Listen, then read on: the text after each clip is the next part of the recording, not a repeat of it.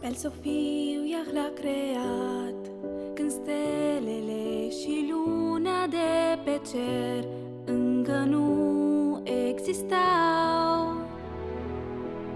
Pe pământ El a venit, mulți bolnavi a vindecat, ne-a arătat cum va fi în paradis. Iisus pentru omenire s-a jertfit, s-a dovedit cel fidel și adevărat, integru s-a păstrat.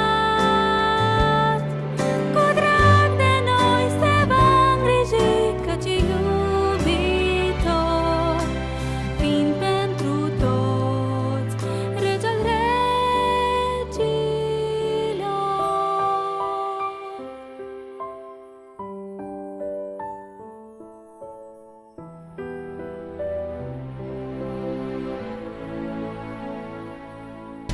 Azi e rege întronat și-n curând El va domni peste pământ, bucurii revărsând. Prin El se va împlini